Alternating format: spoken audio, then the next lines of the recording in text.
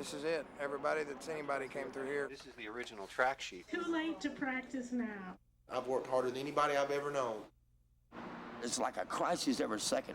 So we got to hit him with everything we got. There's beer at the store. He's a bum with a record deal. Hey, Mama. She's been a fan of mine since she was 4. Oh, wait, that's a keeper. Please, give him a deal! You think that I'm gonna fling my ass out on the line for your drunk ass? Hell no!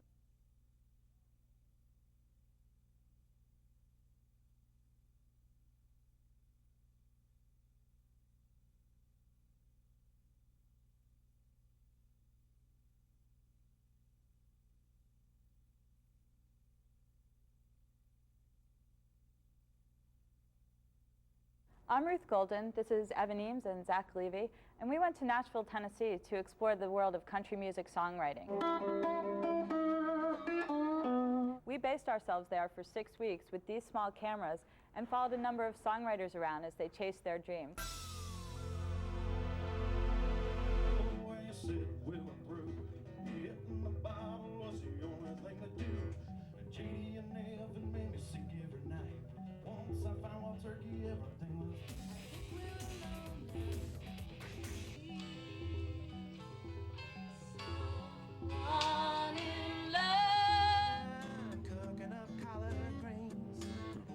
On the back porch, doing the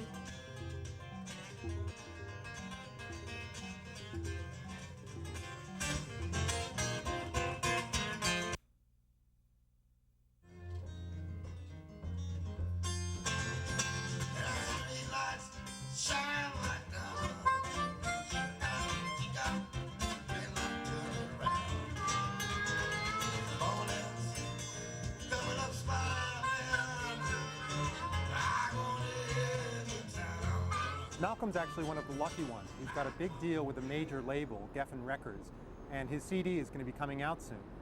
But when I started spending some time with him, I soon learned that he's a complicated person with a lot of internal struggles, and one of his battles is with alcohol. Waiting on the beer. Hey. Where's the beer at, motherfucker? Great, man.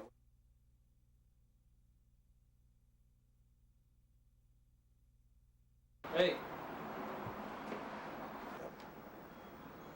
What y'all up to? Jimmy Miller is Malcolm's manager and friend and is very involved in his life.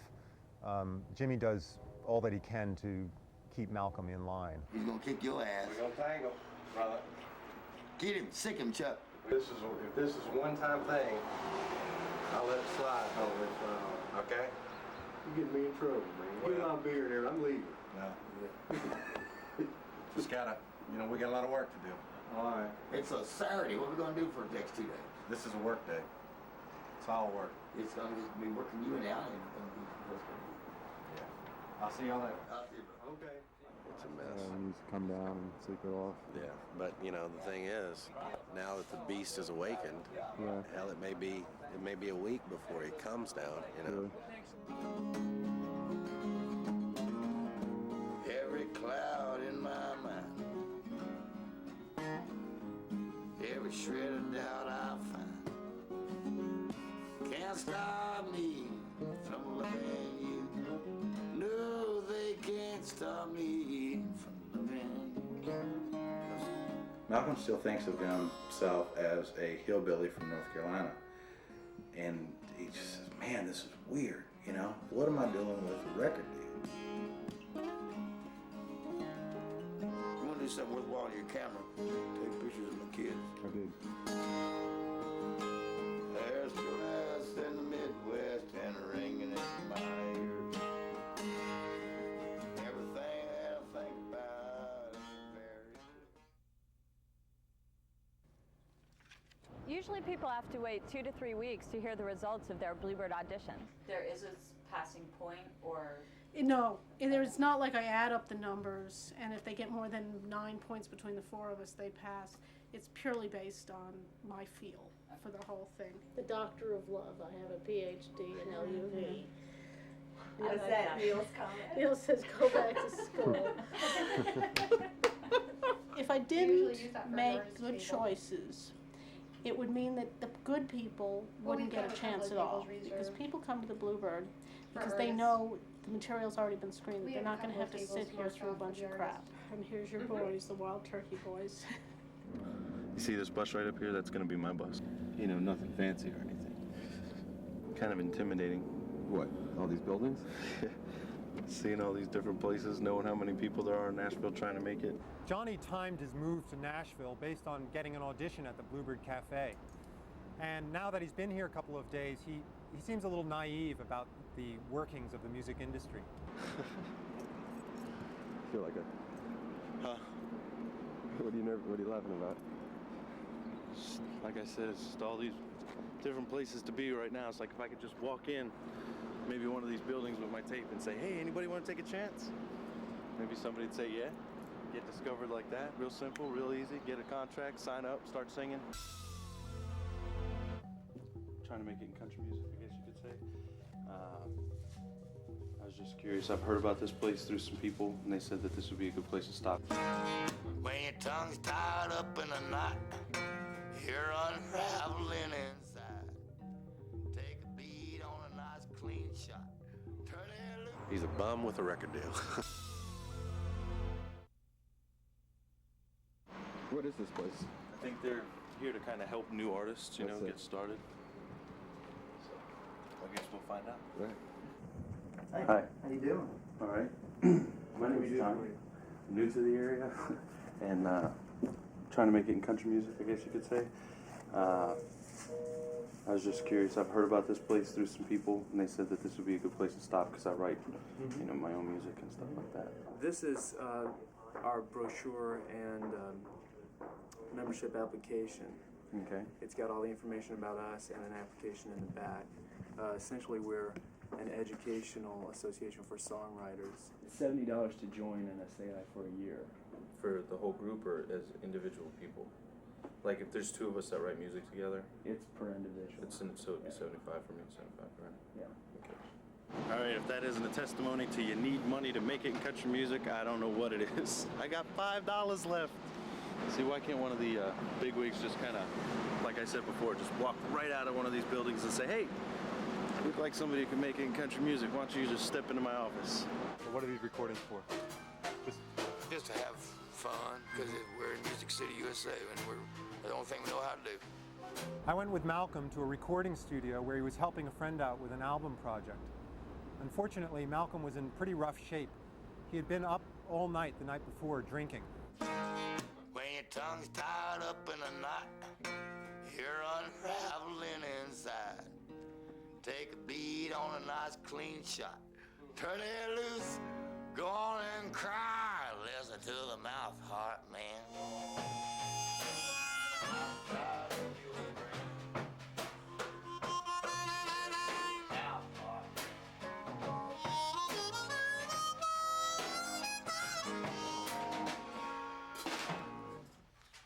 That was smooth as sandpaper.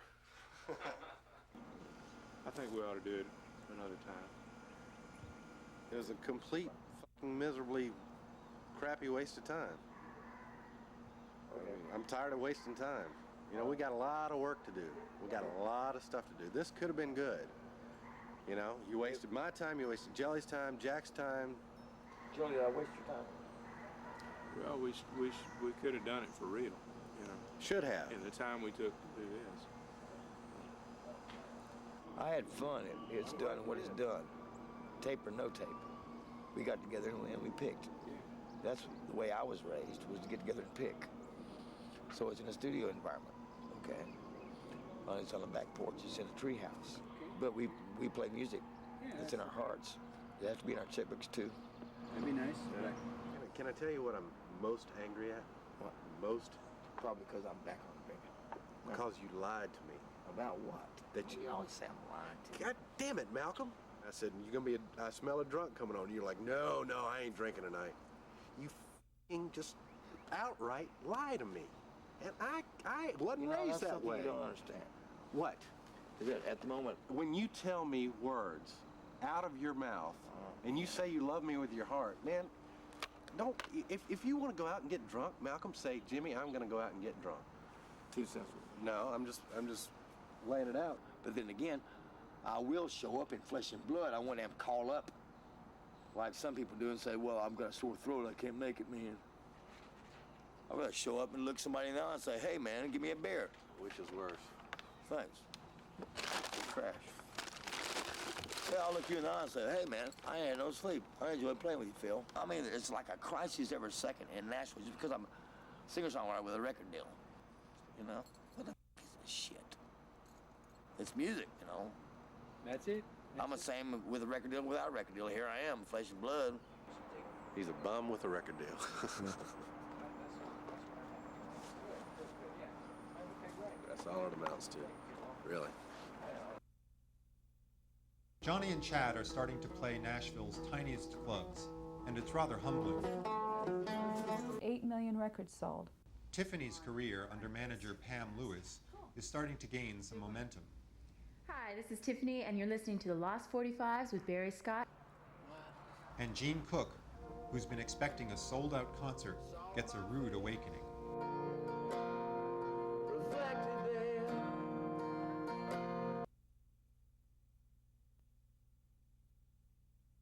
Getting a record deal isn't easy, even for a former pop star like Tiffany. Tiffany, 8 million records sold. Pam Lewis is a big-time manager in Nashville. She's coming from a pop market, moving into a country market, and the labels are a little bit scared because they have to deal with their infrastructure. They have to deal with country radio. Music Marketing Network. New company just started a branch here in Nashville. They're going to do for me a search on what kind of bass Tiffany has. Cool. Tiffany was scheduled to do a radio interview that same day. It's all part of Pam's plan to make sure her name is out there so people recognize it when and if she does have an album come out. Hi, this is Tiffany, and you're listening to the Lost 45s with Barry Scott, America's largest record library. And here's one of my favorite songs and a hit, I Think We're Alone Now. My style has kind of changed. I'm now going back into country music. I started professionally singing at 9. Any place there was a band, a live band, country western band. Now at 25, I think it's time that I really do some of the music that I've been wanting to do for a very long time. 1, 2, 3, 4. Pam invited us to a charity event at her house where Gene Cook was going to play. Hey, Ruth. Hey, Gene. This is my mother, Mabel Cook. Hello, Mabel. I wouldn't be here without her. Did you come specially for this? So just be yourself. No, I don't. I've already told them y'all was all rednecks, so. Gene was really excited about this event because a lot of important Nashville people were going to be there, and he thought that this might be a big break for him. Where's your name, Gene? Somewhere. Under the staple. Are you a stage father? No, I'm the one that stays outside and just cheers him on. I love it. He's a good boy. Somebody's missing a lot of money by not signing him. I can tell you that.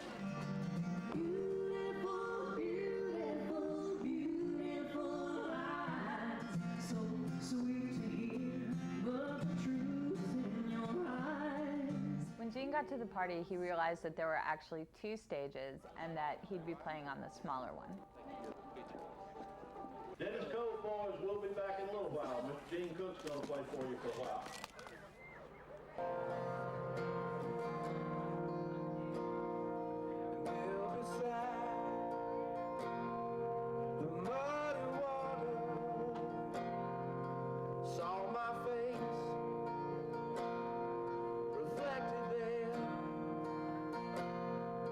This party was planned as a spring event, but there was a cold snap and it was about 42 degrees. So all the people went inside wherever they could, and Gene was really left alone on the outdoor stage to play for his parents and us.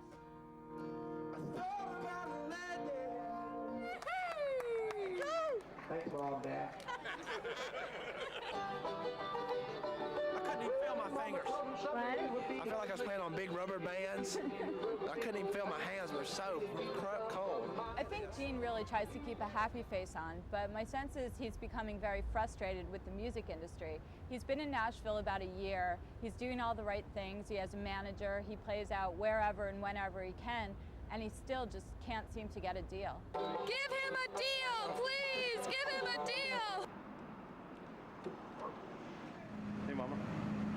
We're up at the Music City Cafe. We're going to play in about 15 minutes. While Johnny and Chad were waiting to hear the results of their Bluebird audition, they found another place to play. It was open mic night at a local coffee house. You guys are scared? Just a little nervous, you know. I think it's a lot of fun, plus in a little smaller place like this, you know, it's not as overwhelming. JD, you never made me sick every night. Once I found wild turkey, everything was alright. Wild turkeys one night. Going to bars and drinking is my game. When they said put on the one that darts, but you got me beat when it comes to breaking hearts. You got me beat when it comes to breaking hearts. Elvis, you got me beat when it comes to breaking hearts. Thank you very much. And the next act up is Mr. Gene Cook. I first saw him at the Bluebird, and I was just most impressed with what he did and asked him to come out here. Thanks for the gig, Rick. I appreciate it. I appreciate any gig I can get in Nashville. Johnny and Chad finally find out their fate from the Bluebird Cafe. And as Malcolm's drinking spirals even more out of control, it all falls on poor Jimmy, his manager, to deal with it. I'm a friend of Malcolm Holcomb's. He hadn't been up there, has he?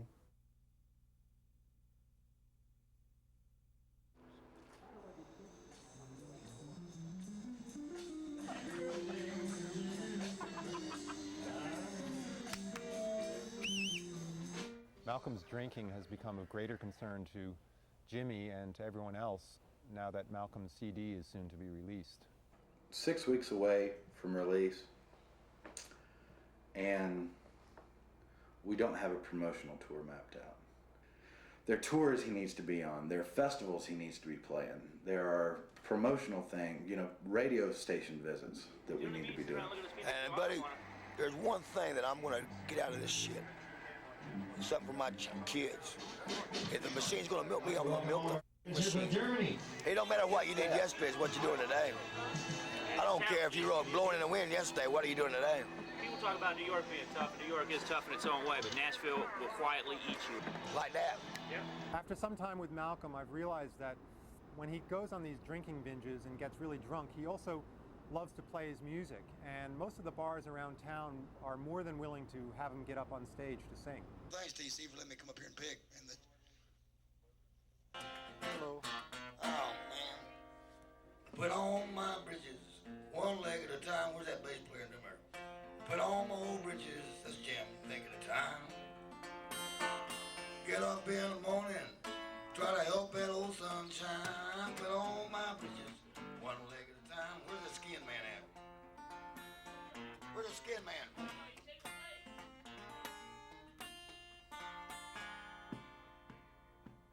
Fancy cars and pretty women that break a poor man's heart. Fancy cars and pretty women that gonna break your heart. Jack of spades, black or blue, you play them cards. What's gift to you? Put on your britches, one leg at a time. One leg at a time. Oh, let me just take a little bit. I was gonna invite a friend.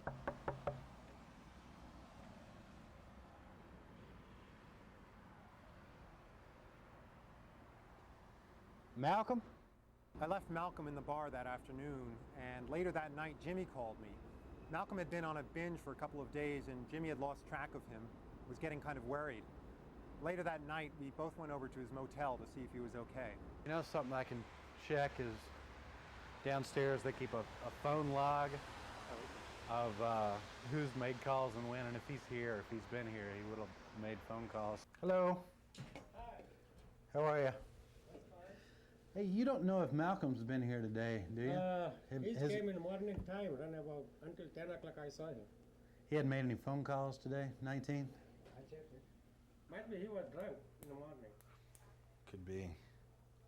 So I guess he went missing at about 11 o'clock today.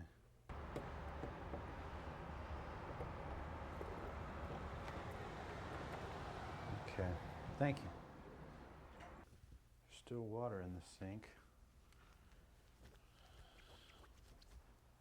Well, shoot.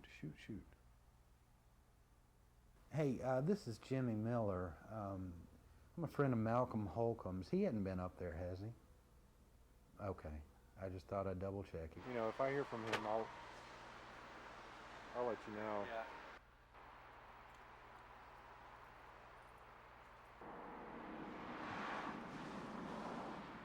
We got the letter. Getting ready to open it to find out whether or not we got the gig at the Bluebird Cafe. Chad and I worked it out. I'll open the envelope, and he's going to read what's on the inside. It's a hard decision. Somebody got to do it. All right, well, here goes nothing. Well, before we look at this, just so everybody knows how we feel about this, if it's a no-go, there's many more to go.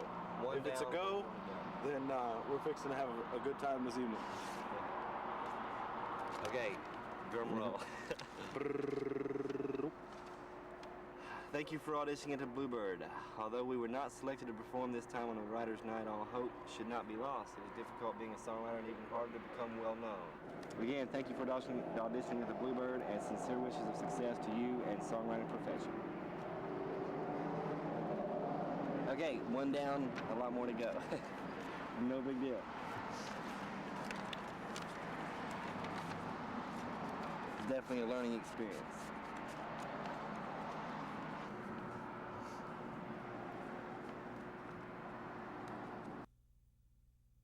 Next time on Eyewitness, some of the careers in this town seem to be on their last legs, but Gene Cook, for one, is determined to win and makes a bold move to prove it. This is an investment in my life. And Malcolm finally surfaces, only this time with a bit of a surprise for all of us. That's my fiance. Who's your fiance?